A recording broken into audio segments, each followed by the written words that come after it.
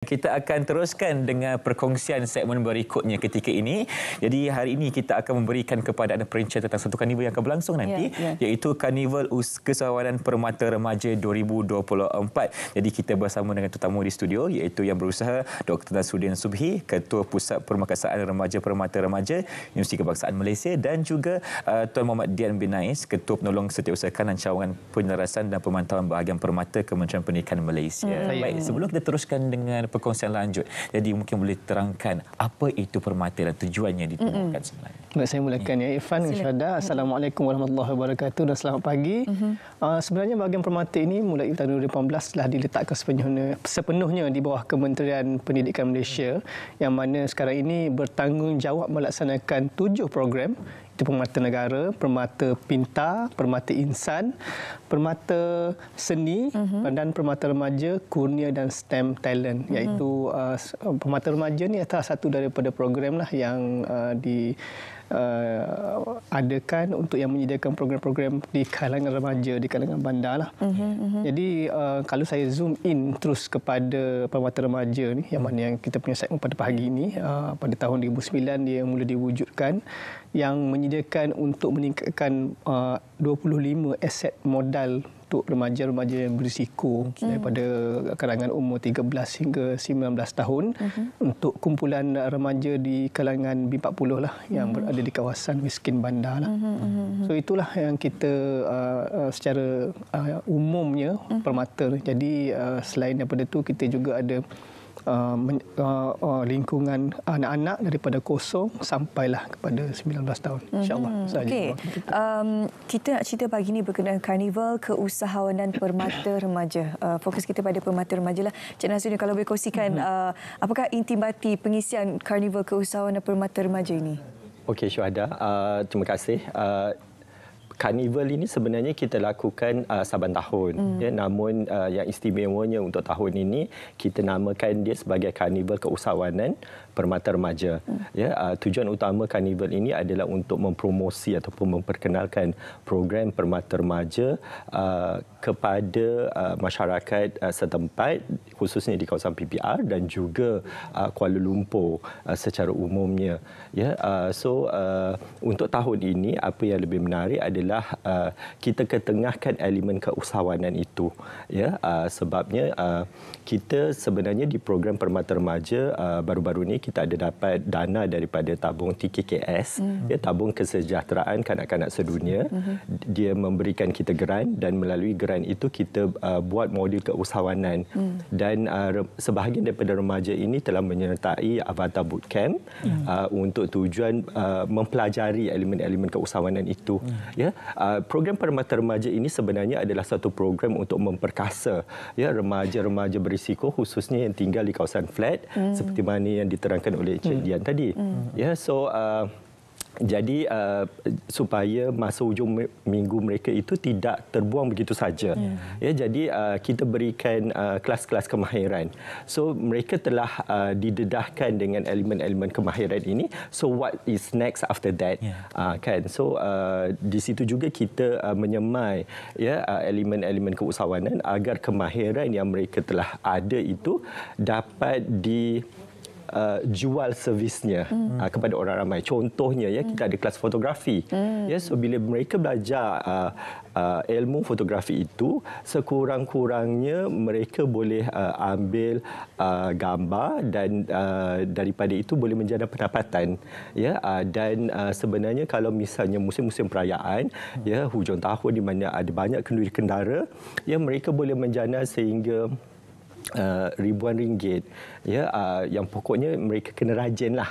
Dan kami amat bertuah kerana dalam program Permata Remaja ini kita ada tenaga-tenaga pengajar yang memang sedia untuk membantu ataupun menarik remaja-remaja ini, sebab tenaga-tenaga pengajar kita adalah mereka yang dalam bidang. Bila mereka dapat job dan mereka pun orang cakap kurang tangan, so mereka mereka akan ambil remaja-remaja yang sudah mahir ini untuk turut serta membantu, dan daripada itu mereka dapat upah lah. Okey. Dan kalau kita boleh kongsikan dengan senario ketika ini kan, apa pendekatan terbaik untuk kita berikan kepada remaja-remaja ini untuk kita mendekatkan mereka dengan aktiviti keusahawanan? Sebab kalau kita nak paksa tak boleh, kita kena berdorong mereka dengan cara yang terbaik. Apa pandangan? Sama juga macam program Permata Remaja ini di peringkat awalnya ditubuhkan, kita buat market survey dulu. So maknanya kelas-kelas kemahiran itu kita tidak impose kepada remaja ini, so dan kelas-kelas ini adalah kelas-kelas yang dekat di hati remaja. So untuk elemen keusahawanan itu juga kita tidak impose, tetapi kita dekatkan melalui interaksi-interaksi tidak langsung, melalui tenaga pengajar tadi itu, ataupun kita buat camp-camp yang berunsur keusahawanan, di mana mereka akan pergi ke camp, sebab remaja-remaja ni kalau cuti sekolah dia suka pergi camp ni sebab dia tak ada peluang sebenarnya kalau di PPR itu. Dan dalam masa yang sama juga sebenarnya ini kan kita dah nak puasa, lepas tu nak raya. Sebenarnya kita di program Permata Remaja kita sudah beberapa tahun kita buat biskut raya untuk jualan. Itu juga elemen keusahawanan. So daripada situ bibit-bibit berniaga itu timbul dalam diri mereka apabila mereka dapat upah daripada usaha yang mereka lakukan. Betul.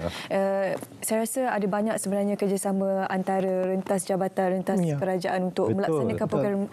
Sebab kata saya dulu ada satu program dilaksanakan di kawasan PPR itu sendiri untuk kanak-kanak ini, remaja ini belajar untuk menjadikan diri mereka sebagai seorang usahawan lah. Cik Dian, apa agaknya respon ibu bapa sepanjang program Permata Remaja dilaksanakan sejak beberapa tahun? Alhamdulillah, sehingga hari ini kita memang bersyukurlah kerana sambutan daripada ibu bapa dan remaja itu sendiri memang sangat amat menggalakkan, kerana mereka melihat selain daripada benda-benda akademik yang dia belajar di sekolah dan sebagainya, program Karnival Permata Remaja ni membantu meningkatkan kemahiran daripada segi interpersonal, macam mana keyakinan mereka untuk nak menjual produk-produk yang mereka belajar, mereka kemahiran dengan pakar-pakar yang disediakan melalui kursus-kursus inilah. Dan selain daripada itu, kita dapat kerjasama daripada Dewan Bandaraya Kuala Lumpur lah, yang merupakan kita punya affiliate yang terbesar yang memberikan ruang untuk Karnival Permata Remaja ni menjalankan program-program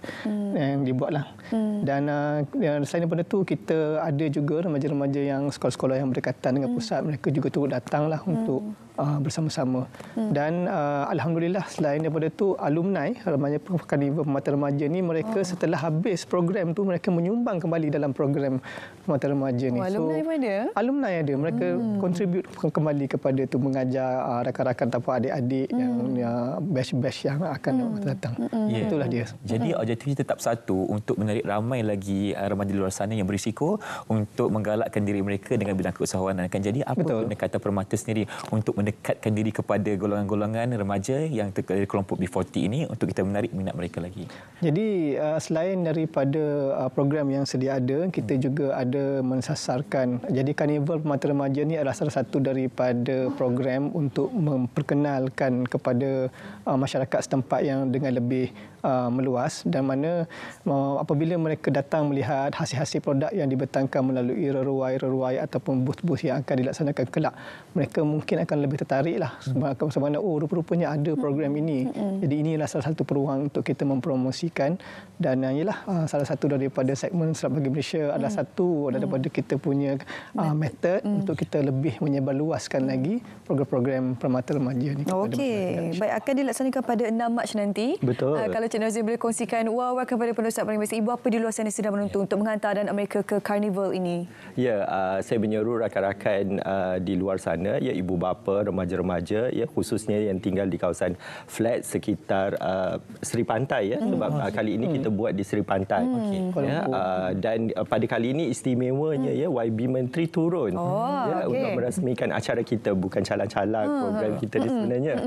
So alhamdulillah dapat dilaksanakan, dan saya menyerulah sekali lagi kepada semua yang di luar sana, ya, khususnya mereka yang tinggal di kawasan berdekatan, ya, datang hadir supaya dapat mengetahui dengan lebih lanjut tentang apa sebenarnya yang kita lakukan, sebab program kita berikan secara percuma kepada mereka yang tergolong dalam golongan B40.